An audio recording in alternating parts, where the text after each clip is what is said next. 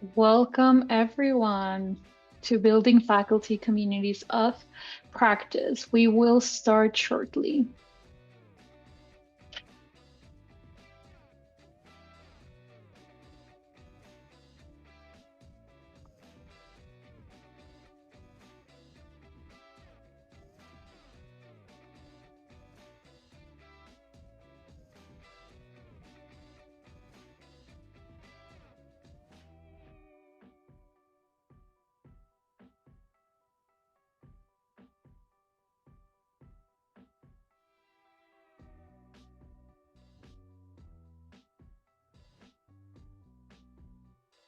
Welcome, welcome, welcome. Tell us where you're joining us from.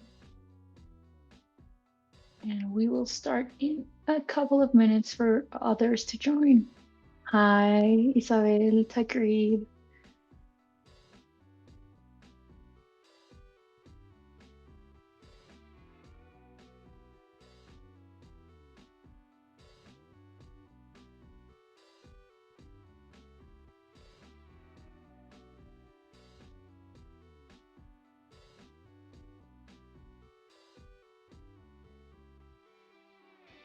Hi, Ron, Hindi, Sasha.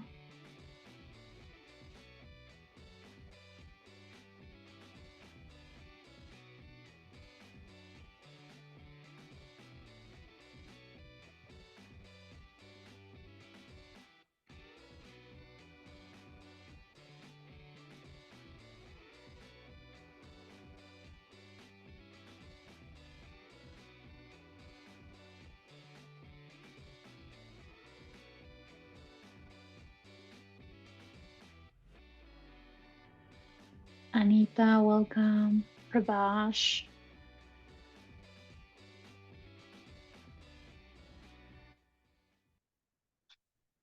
All right, welcome to yet another session of the Prime Certificate series.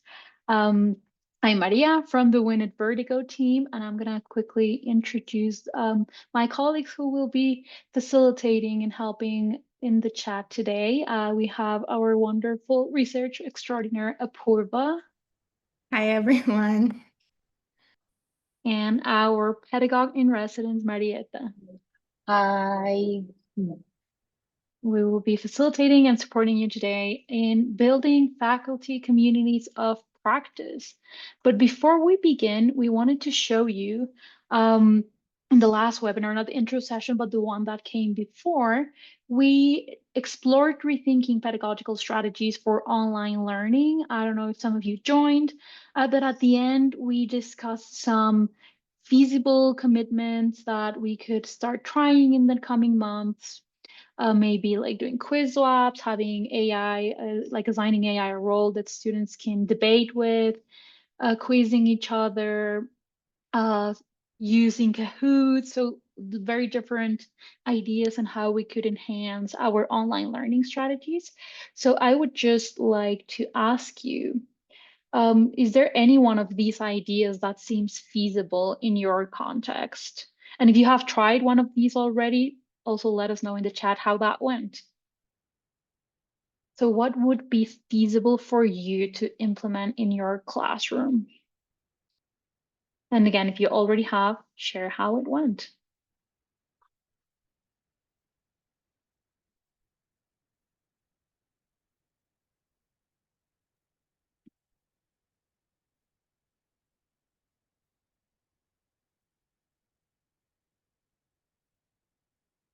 So using a mirror board, doing more interactive activities. Hindi already uses Kahoot in face-to-face classes and it gets good participation. Thank you. Sasha uses Miro, Menti. Great. Is there anyone that maybe you haven't tried that you would like to try? WooClap, I don't know that one. I will definitely explore that. Thank you, Isabel. All right, so thanks for sharing. And this is just like a short connection to our last webinar, and we will be using some of the inputs of this webinar for our next one because we want to thread them in a nice way. But for now, We will move on to the next piece. I'm handing over to our dear colleague, Apurva. Thanks, Maria. Okay, so what we're going to do today is kick off with situational judgment tests, or SJTs for short. And they're great ways of looking at things like selection, training, and development because they essentially act like mini simulations that can predict behavior change pretty reliably. So if you've been with us in one of our webinars in the past, what we've usually done is given you a QR code or a link to a survey. And you've probably taken a whole lot of surveys in your life, but surveys essentially focus more on attitudes, perceptions, and broader traits. They are quick and efficient, but since they rely on the participants sort of reporting about their attitudes, they can sort of be a little biased and they aren't necessarily as strong as predicting real behavior change as SJTs. So what we're going to do today is we've prepared some scenarios, some SJTs for you to think about that will sort of reflect some of the skills from our prime pedagogy framework. Skills like intellectual humility, which is being open to the idea that you don't have all the answers and that others' perspectives can actually improve your own thinking. We'll also see a little bit of adaptability, so adjusting your approach when situations or group dynamics can change. Tolerance for ambiguity, so staying calm and engaged even when things feel uncertain or unclear. We'll see a little bit of perspective taking, so trying to see a situation through someone else's eyes. A little bit of empathic concern, so caring about how others feel and wanting to support them. So we have two questions for you now, and then two questions towards the end of the workshop. What we want you to do, it's going to pop up on your Zoom screen. So read the question. It's a situation. Think about what you would do in that situation and respond as honestly as you can. So Maria, do we want to launch it? Perfect. Okay. So it should pop up on your screen. Please let us know if you have any issues accessing it.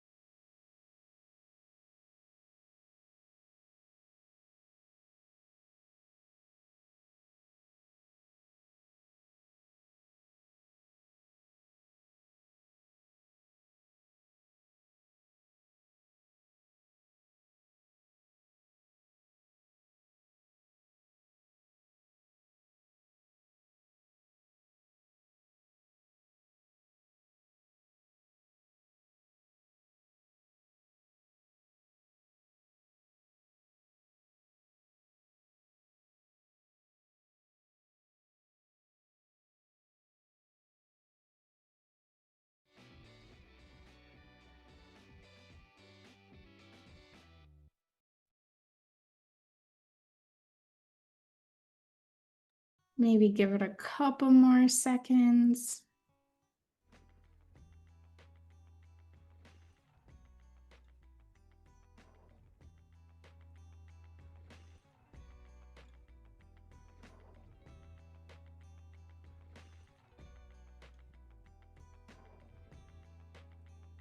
All right. Maria, do we want to end and then maybe share our results out? So take a look at how everybody's responded. Again, there's no like really right or wrong answers. It's just a matter of how we can reflect on our prime pedagogy skills and work on them. And then we'll come back to two more set scenarios towards the end. But for right now, I want to hand it back to Maria.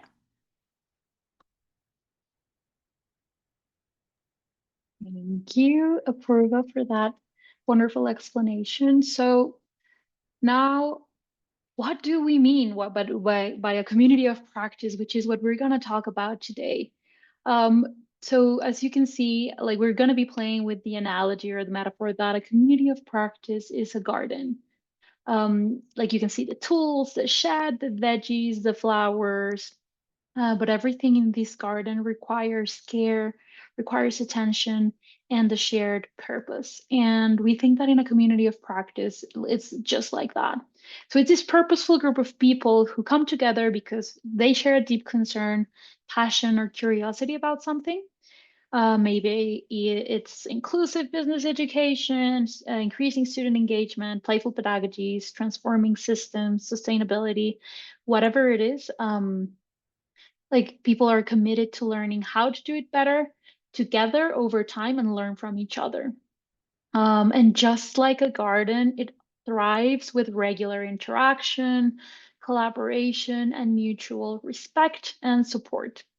And there's no one definition, there's no quick fix or like list of things or one size fits all to make them work. They do grow through conversation, through iteration, and shared care. What else comes to mind when you think about a community of practice? Please drop it in the chat and also share if you have been part of communities of practice in the past. And while you do that, I'm gonna start explaining the tool, introducing the tool that we will be using for the next exercise. So we're going to be drawing. And to do that, we will use a tool called Excalidraw. It's a very simple digital sketchpad. I think of it like a napkin drawing, but online. Um, I will explain it first, and then I will give you some time to try it out. But to move around the screen from one section to the other, we use the hand icon, the one in the middle here. Then if we want to edit or create figures, we use the click button, which is a little arrow. Then we can zoom in and out with these buttons that you will be able to find in the down left corner of the tool. And then you will have a toolbar where you can add shapes, you can add drawings, you can add words, you can add images. You can copy paste images from the internet. If you want to generate images using AI or add emojis, you can just copy paste them into the tool. And don't worry about the artistic skills. It's really just about the stories that your representations tell us. So in a minute, we'll be jumping into the shared board to start sketching. Be mindful that when we share the Excalidraw link in the chat, it will open a new browser tab. So you'll want to work in that one, not in the Zoom one. Otherwise, you will be stuck watching and you will click and it will do nothing. So on your screen, if you still see Zoom, that's the webinar tab or the view only tab. So you won't be able to draw there. So find the Excalidraw tool in a second and we will start playing with that one. If you still see the Zoom bar where you can unmute or mute, you're in the wrong place. So you need to go and find the Excalidraw tab. But that being said, let's start drawing. We will drop the link in the chat. I will stop sharing so you can all enter the Excalidraw tool. And once you're there, send us a thumbs up so I can start sharing and it's not confusing. So you found the right one and you don't, get confused with the one. Perfect.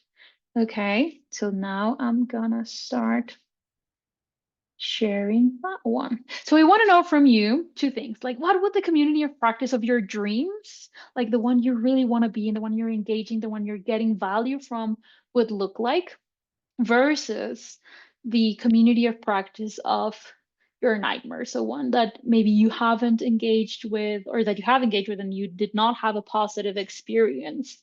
So what did these two look like? So add drawings, words, images. You can click on the pen tool, which is number 7, and you will be able to make drawings. We already have some words over here, and we will have a visual representation of the communities of practice that we want to be a part of and the ones that we don't want to be a part of. A participation, collaboration.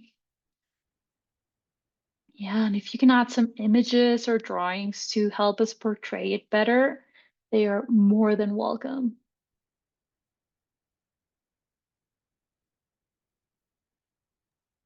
It can be something totally abstract too, right, Maria? It doesn't have to be Absolutely. people or anything very concrete. Just draw your hearts out.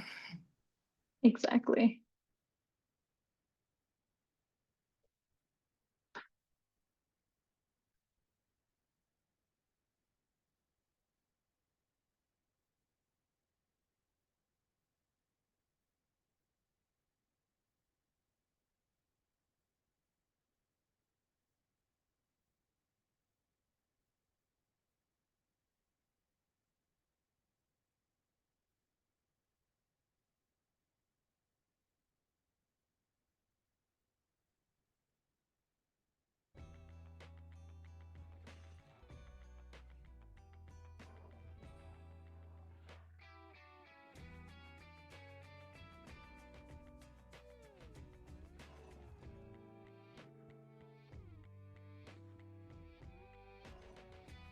And we have some inspiration questions around that can help you, yeah, like spark your imagination. So, what are members of this community of practice doing? Who's there? What tools, practices, or rituals are being used in this community? What's one word or symbol that captures the essence of the COP? Maybe what are some of the unwritten rules, or what are members not doing?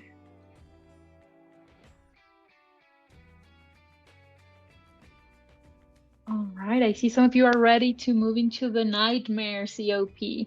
You're more than well. Oh, I love that unicorn.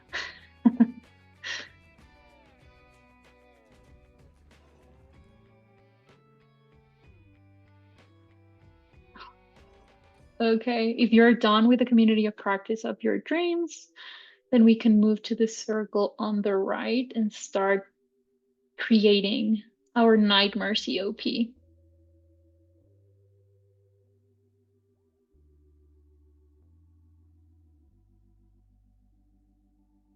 Hmm.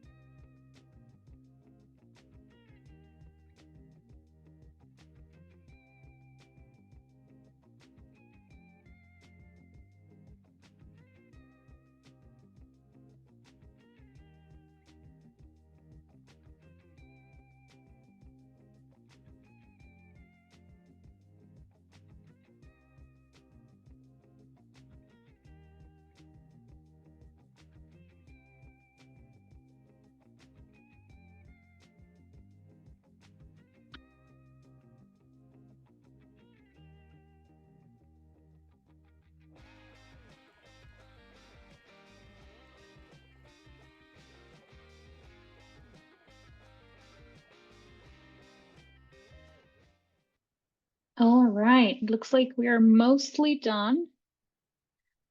I would love to hear from maybe one or two of you. You can share what you wrote or what you represented, but also what patterns do you see in both the COPs of our dreams and our nightmare? So I would love for one or two of you to raise your hand in Zoom, and we will give you mic permits so you can share.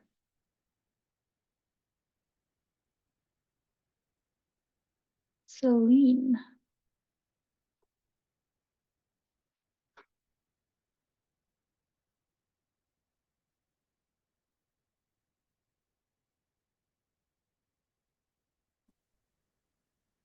Good evening, everybody. Hi from Ireland. Hi.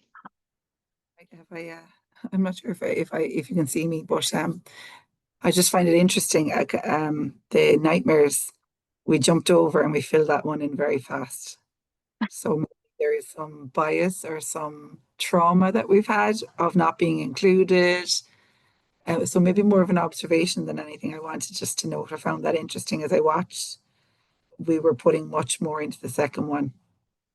Which is good because we have insights, but maybe things we want to walk away from and work towards the first circle. Yeah, absolutely. Thank you. And if anyone wants to share in the chat, where does that, yeah, like where does that come? Maybe that some of the words that you've put in there come from past experience, maybe not, but it is a very interesting pattern to see. Thank you, Celine. Would anyone else like to share? What else do you see from our representation? Takrib, welcome. Oh, thank you.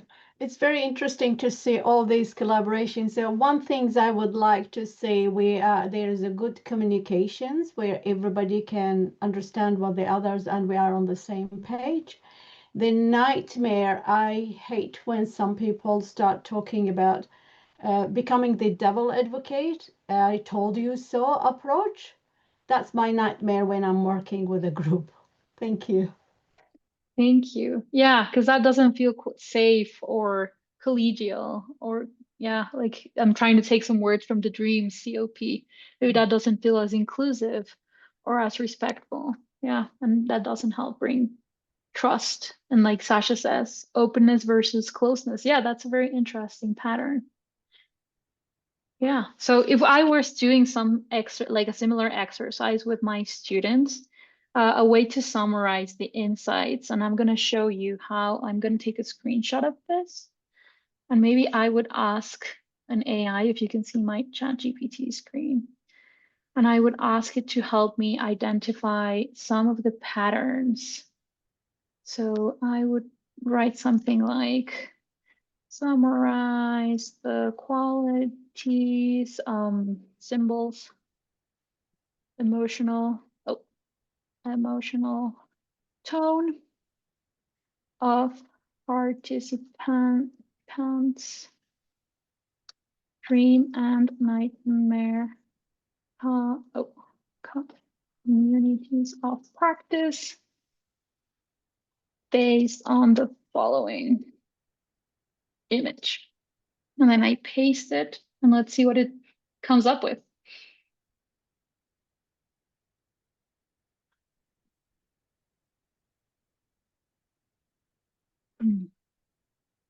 So it has some desired qualities and practices, symbols, imagery, and emotional tone. And then the same for the nightmare COP. And maybe if I was to do a COP with students or with a group, I would try to bring us back to these qualities and practices that we all came up. So in short, dream COPs are safe, supportive, and collaborative learning communities. Members thrive through trust, respect, and shared leadership. Whereas nightmare COPs are competitive, closed, and distrustful spaces. Yeah. Okay, so I'm going to go back to the presentation quickly. Thank you for drawing with us. So back to the metaphor of a community of practice being like a garden. So why might it be like a garden? Please share in the chat. Why do you do if you think this works, and if so, why? There's some elements that we have identified from the literature or of what makes a COP succeed, and we have turned it into this metaphor of a garden to help us play with these concepts that sometimes feel a bit abstract and share and create the communities of practice that we want to build in the future. As I go through each of these different qualities, I want to invite you to think of a real group you're a part of. It can be formally labeled as a community of practice, but it could also be a special interest group, a learning circle, a working group, or anything that you're a part of that currently brings people together with a purpose. So as we go through each of these gardens elements, I'll ask you to rate this group you're thinking of from 1 to 5 in the Zoom chat. 1 means the element is maybe not present or just starting, and 5 means that this element is super strong and flourishing. Okay. There we go. So these are some of the elements that we have identified. The first one being the shared purpose that we see is the soil. So everything grows from this reason, this shared reason from being together. And when I ask you like to think of a group, is there a clear, meaningful reason for all of you being together? And are people energized by the purpose of the group? Please rate from 1 to 5. You don't have to say more about the group, just give it your rating. The second element is the people, which I actually, now that I see, think is the first one. Like it's the most important piece, the people. So each person bringing something unique and growing in their own little way, like the plants. So in these groups you're thinking of are members showing up as themselves, and importantly, like are everyone's voices, strengths, and contributions being valued in this group. The third element we have is trust, also incredibly important. We see it as the sunlight. Without the warmth and safety of trust, very few things can thrive. So in this group, do people feel safe to share questions, mistakes, or things they have learned or things they have failed at? Because there is a trust in each other and the safety to, yeah, talk about things that haven't worked. Then we have the meetings, like the spaces where we come together, we just like the water. So COPs need this consistent care and connection to stay alive. So in this group, are gatherings consistent, or are they meaningful? Are they worth coming back to? Then we have the ideas, which would be the seeds. So new thoughts being planted, being shared, and being nurtured together. In this group are new ideas sprouting through the conversations or through the exchanges of the COP. It could be a chat as well, where you could have like asynchronous ways of sharing, but are new ideas happening? Do people feel encouraged to experiment, think out loud? And then we have generosity. Which is one of the strongest predictors from the literature of the success of the COP. So generosity, like carrying insights, resources, and encouraging others across the garden quietly, but very powerfully, helping others grow. So are people freely sharing tools, advice, encouragement, knowledge? Are people being encouraged to share their stories, tools, or their time? Then we have reflection being the compost. So even mistakes become nutrients for the growth of a COP. So is the group taking time to pause and reflect of what's working, what's not working, and how are you learning from the challenges being presented at these groups or COPs? Then we have collaboration, which is this pollination, people building on each other's contributions and ideas moving and growing across the group. So maybe someone providing an idea and someone else turning into something completely different. Finally, we have roles and tools, equally important. These are like the shovel, anything that guides the movement and makes the space easier to enjoy. So are the tools, the roles, and the norms clear enough for everyone to participate? Who leads what, or is it too broad to activate shared stewardship? So I see there's a lot of answers in the chat. Let me open them. Okay, we have a variety. We have some what it seems like well-working and thriving COPs. We have some that have high numbers and lower numbers, like everything it needs. Oh, sorry, it needs, yeah, space to and areas and opportunity to work on. So now, before we dive into our core activity, which is designing an ideal community of practice, we want to hear what themes matter the most to you. So we want to invite you to think about a topic, an idea, or an area of practice that you would be excited to explore regularly in a COP. It could be something around what you teach. It could be a theme you want to improve on, or something that just excites you at the moment. So if you can please access this Slido, scanning the code or accessing it through the website. Thank you, Apurva. We will do a brainstorming first, and then we will do a voting. So the breakout rooms that you will be sent out to will be the ones from the top themes voted on. So yeah, enter the Slido and type the code and start suggesting what would a theme for a COP that you would be keen to join? Yeah, like what would that theme be like? And let me know if you have any trouble accessing the Slido as well. Just as a heads up, I think if you go into Slido and put that code for some strange reason, it doesn't seem to, I think it says like inactive link or something like that, but right underneath that, there should be another, yes, it says, sorry, there's no such Slido active right now, but right underneath that, there should be another like, let me pull it up super quick.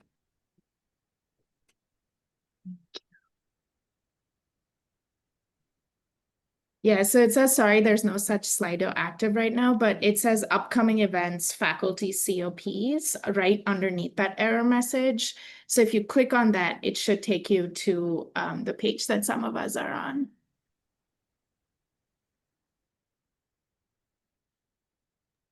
But as always, if you're having any issues accessing this, please feel free to put your thoughts in the chat and I can transfer them over.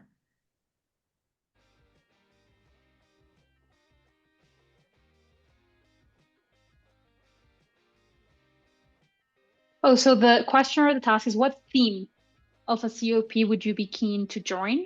What's the theme of a COP you would actually love to be a part of? We already have some answers around student engagement, best practices in assessment, intercultural competences in students, purpose-driven companies. Thank you.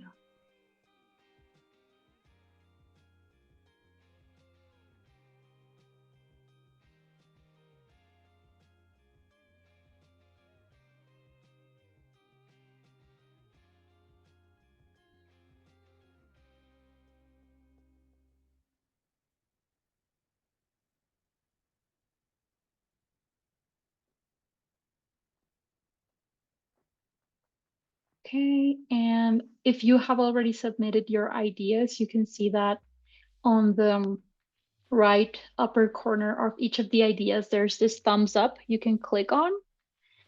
So please also start voting on the top idea so we can then start shaping the breakout groups. And Hindi, we will add your idea to the list. I'm on it. Thank you. It's in the list now. Brilliant.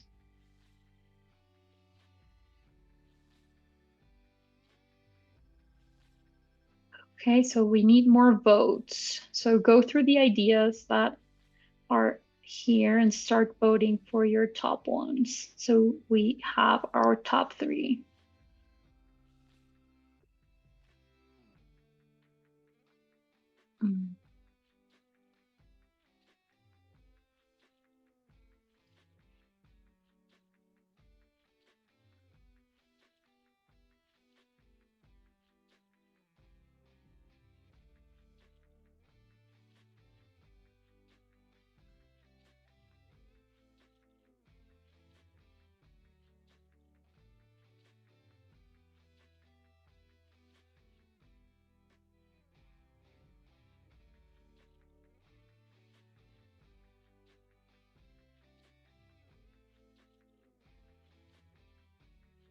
We will give you 1 more minute to finish voting.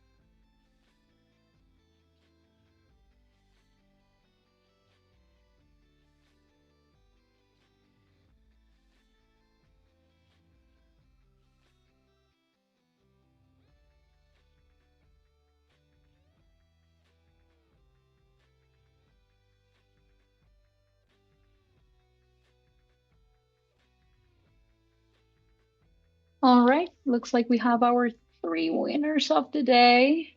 Let me pause the music. There we go.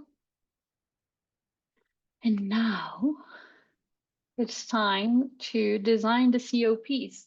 So we will be sending you into breakout groups, and we will share the top 3 themes in the chat. So breakout room number 1 will be ethical approaches to integrating generative AI in higher education. Breakout group number 2 will be educating students to become responsible future leaders. And breakout group number 3 will be building purpose-driven business models. We will share it in the chat. We will start setting up the breakout rooms. And your task is to fill out the COP starter card in Padlet.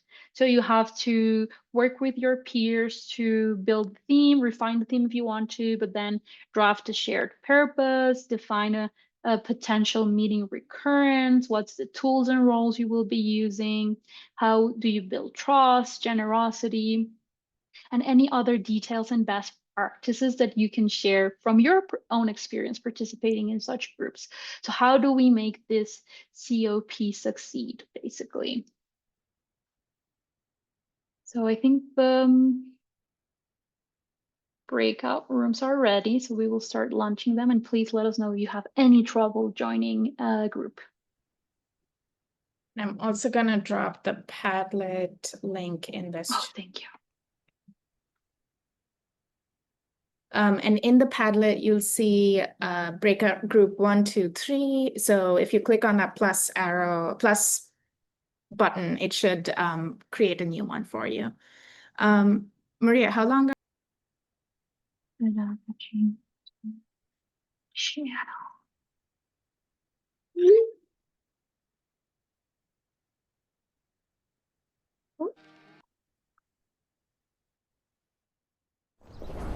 Every year, roughly 70 million students graduate globally with a degree. Sorry. Yeah. Was that the latest one? It's pretty cool. It's yeah, the UN initiative transform. Yeah, okay. But is there like a playlist of? No, there isn't, like, at least not that I could find in like 2 seconds. So what I did was I saw one video that had the title PRME Pedagogy certificate. So then I searched for it by like searched their channel for that phrase, and then I saw all 4 pop up and then shared that link with the person that was asking. Does that make any sense? Okay. Yeah, I think I found something. I see Garrett in like 3 videos. Yeah, I think that's it. Okay. One broadcast.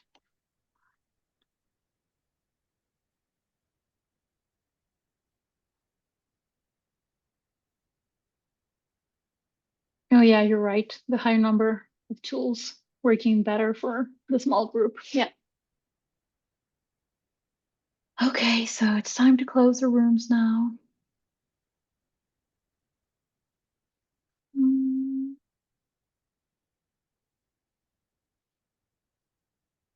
Mm.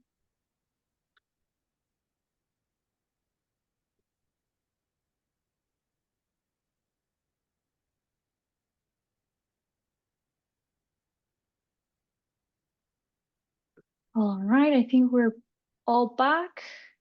Thank you so much. We have seen your work and we are very impressed and interested in it. We would love to hear one or two voices share what happened in the group, what you came up with, and share a little bit of the COP you designed. So please raise your hand and we will give you talking permits. Again, we want to hear your experience in the group and what you came up with designing a dream COP.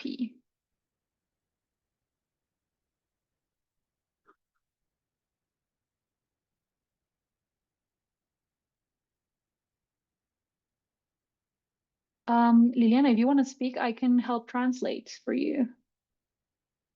You can go ahead and talk in Spanish and I can do like a translation as you go, if you feel comfortable with that.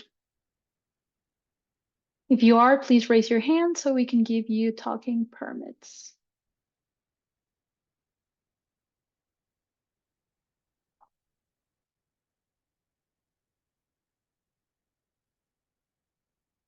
If not, that's also okay. We are 16 of us. I'm sure someone will. Yes, Glenn, I will allow you to talk now. You can unmute. Thank you. We're in group 3, and within that, we're looking at new purpose-driven business models. And so I'm just bringing up the notes. So we went through, and our purpose was to craft frameworks and models to enable clear and explicit discussion, students in the role of business and society. And then, as you can see, sort of on the points there noted in the on the screen there, largely it was about coming together as a shared group and creating a safe space for conversation, very similar to what we talked about in our community of practice exercises earlier. But coming to shared rules and expectations, but then also coming back to revisit those regularly, both bringing them out at the beginning of meeting, but then to seeing if they needed to be refined as we go through. And really that reinforced the foundation of the points in regards to all the responses to all the 6 questions. The other parts really that I think were more interesting to me, or were quite interesting, one was about our use of tools and resources, and noting that there are a wide range of tools and resources available, but also appreciating or being conscious that different people have different capabilities. So making sure that our opportunity to use a range of resources doesn't cause a barrier for people to be participating within the community of practice. And then the second one was really about enabling contributions in other ways, so that whilst we might have a more synchronous opportunity for people to speak and to join, also providing opportunities for people to contribute through written and through pre-meeting platforms and the like as well. So providing multiple ways for people to contribute to the group, but also making sure that the diversity of technologies wasn't creating a barrier. Anyone else in the group want to highlight points?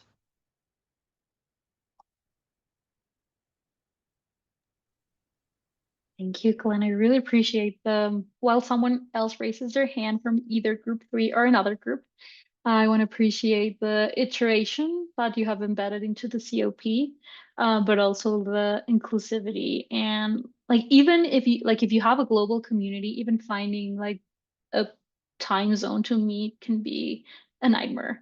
So having multiple means of expressing and participating really helps everyone feel included, I think, even if I'm not able to participate in X or Y synchronous moments to meet. Yeah.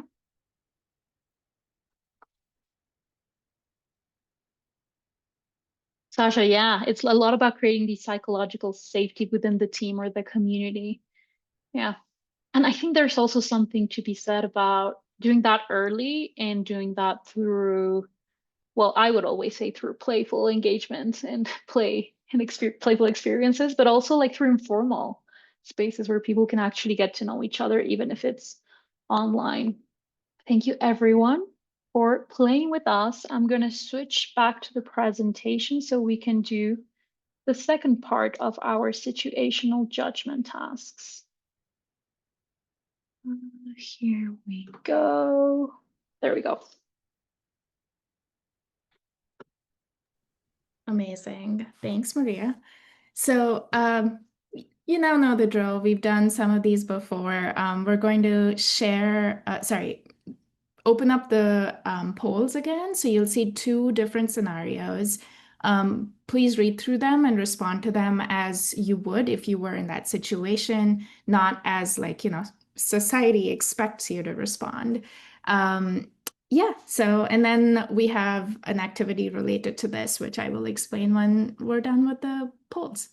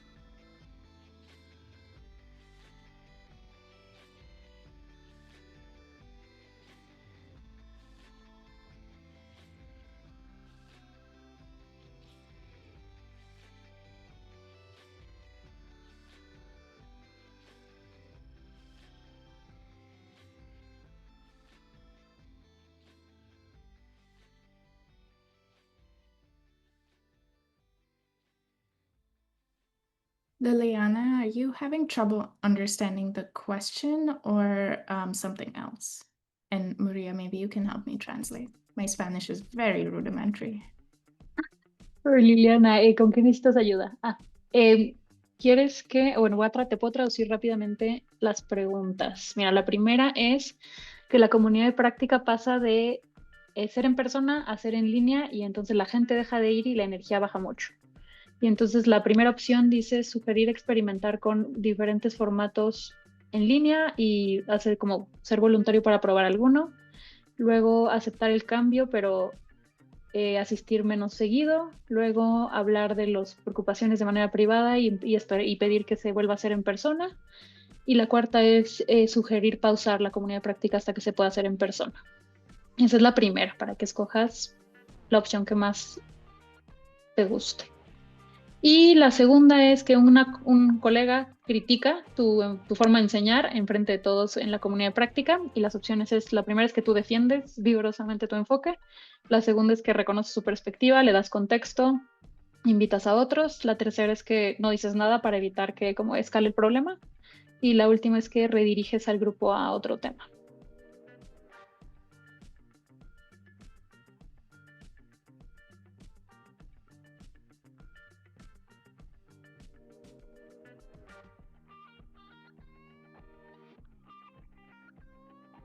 Súper, gracias por tu respuesta.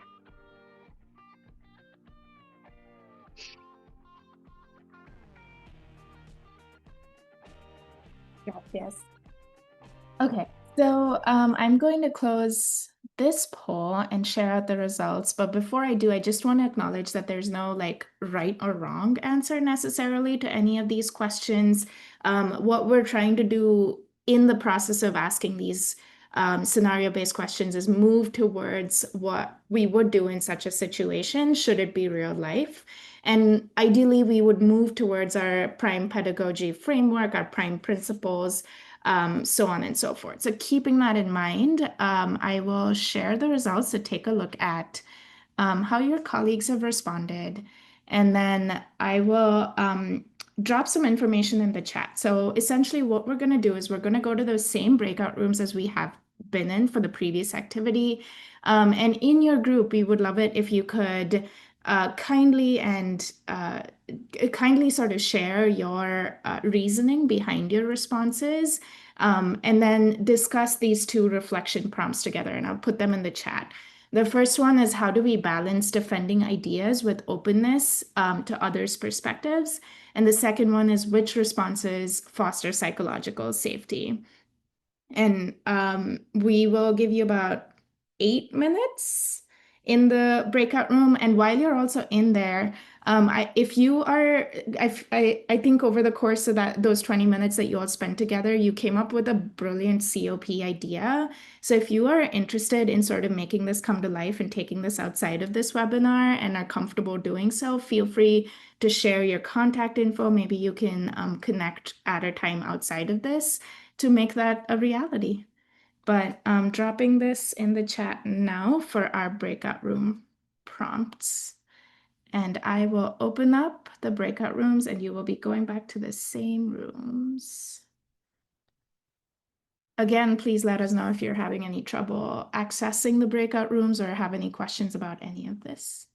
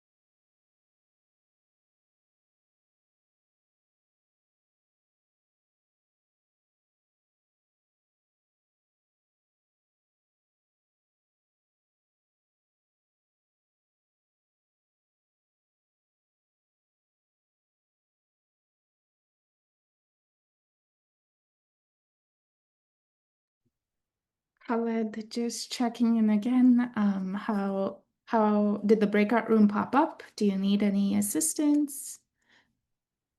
Let us know.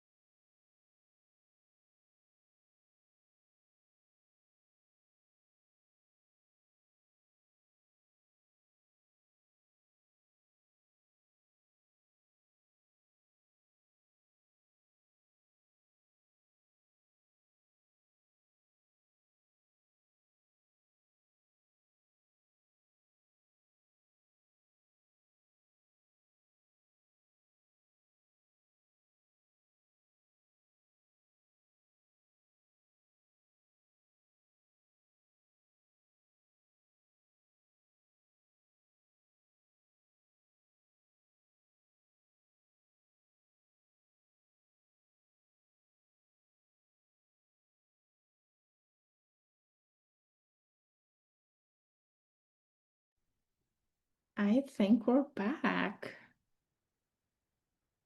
It's always such an interesting experience because I think these breakout rooms close so much faster than like your regular Zoom meeting rooms. So if you are here, just give us a thumbs up to know, to let us know that you're back. But we would love to hear from one or two of you. What did you discuss? What came up? Thank you. What came up? What rich conversations did you have? Feel free to either drop it in the chat or raise your hands and we'll go from there.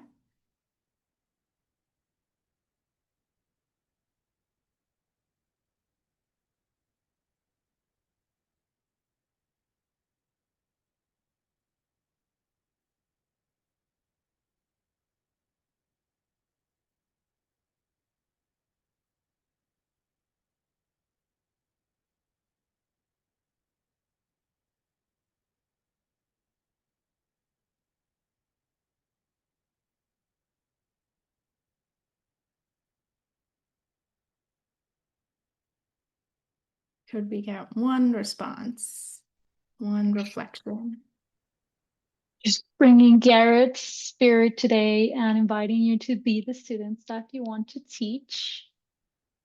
We're also very comfortable with teacher silence, so. So true, Maria. So yeah, we will wait until a very brave participant raises their hand and shares a little bit about what happened in that breakout room.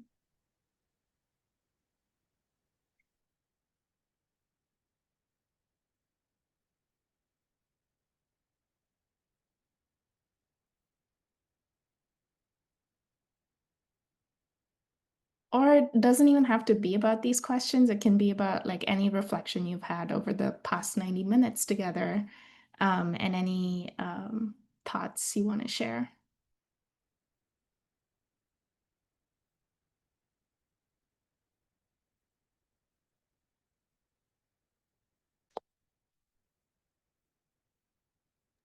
And we also invite you to share reflections in the chat.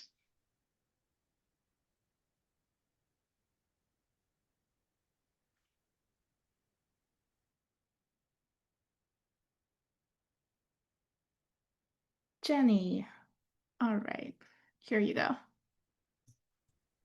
Yeah, it's just a brief one.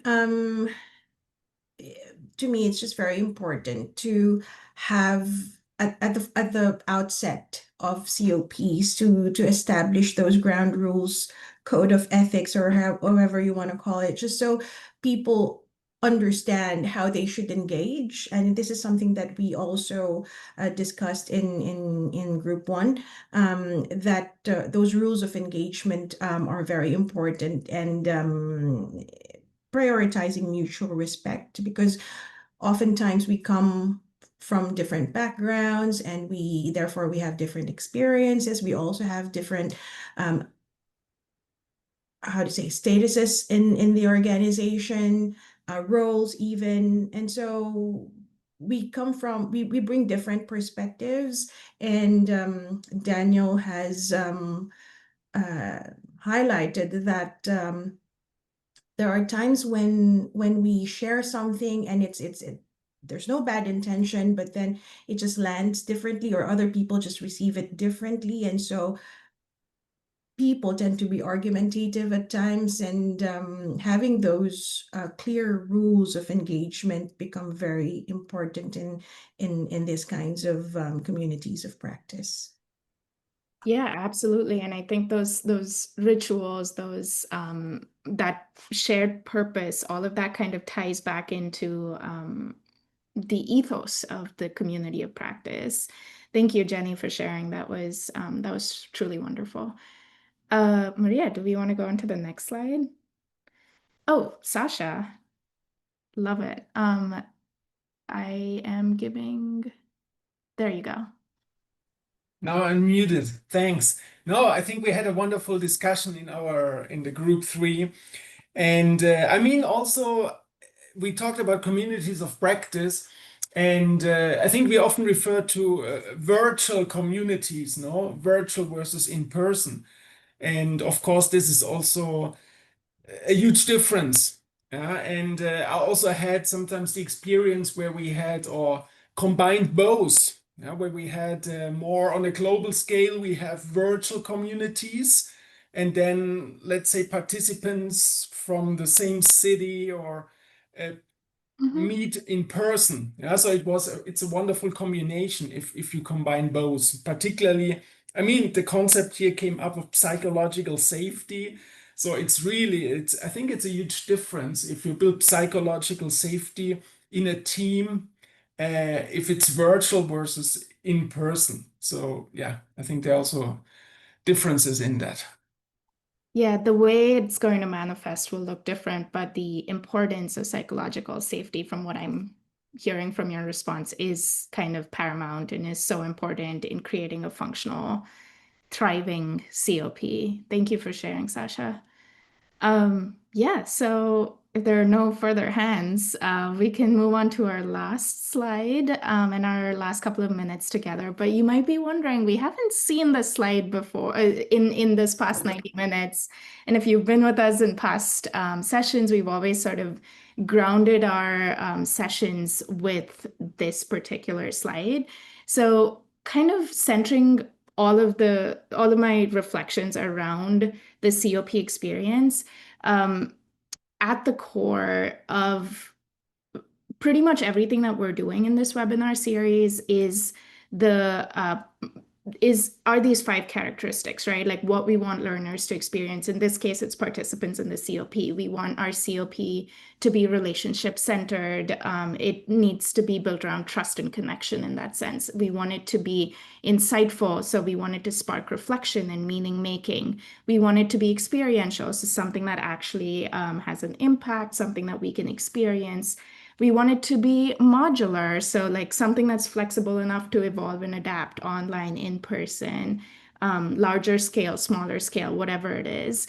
And we want it to be personal. And I think that's like the crux of the COP. We want it to be human-centered and based in sort of shared values, like we've been talking about for the past 90 minutes. And in the middle, we see that holistic skills chart. So essentially, COP's development support the development of core skills such as critical thinking, creative thinking, problem solving, collaboration, self-directed learning. Pretty much anything you look at in terms of those skills on the side, we can make an argument for that as well. And all of these are holistic skills and competencies that we know matter a whole lot, not just for our students, but also for us as educators too. And then finally, on the right, we have the creative learning model, which is that connect, explore, transform. We want us to connect with ourselves, with others in the COP, with others in society. We want to explore ideas or practices through curiosity, and we want to transform our perspectives, others' perspectives, society's perspectives, relationships, and systems. So this is kind of how this all comes together within the context of the COP. But if you have any questions, feel free to drop them in the chat. But before we close, we would love to hear one more insight from you. What is one unspoken rule about collaboration in your culture or context? And I'm going to paste that in the chat. We'll give you a minute or so to respond to that, and then we'll wrap up.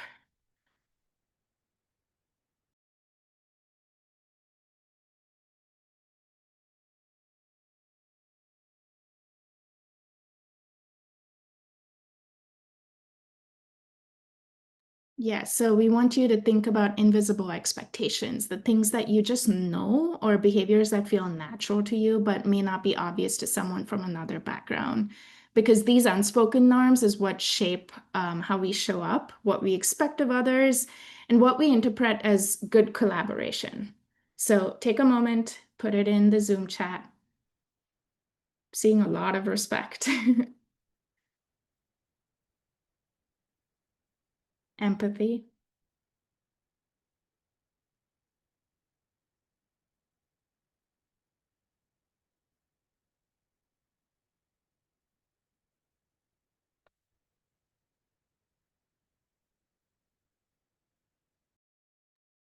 Loving these responses. Please keep them coming. And the reason why we ask this of you is that this reflection sets us up beautifully for our next session, where we'll explore how to design cross-cultural business education. That's coming in October. So understanding these invisible norms is a crucial step to creating sort of learning environments where everyone feels seen, respected, and are able to contribute. So thank you so much for sharing, for engaging. We truly appreciate it. It's been such a highlight of my day to participate and see you all. And from Maria and myself and the rest of Winded Vertigo and Prime, thank you so much. And we look forward to seeing you in October. If you have any questions, stick around. But if not, have a great day, night, evening, wherever you are.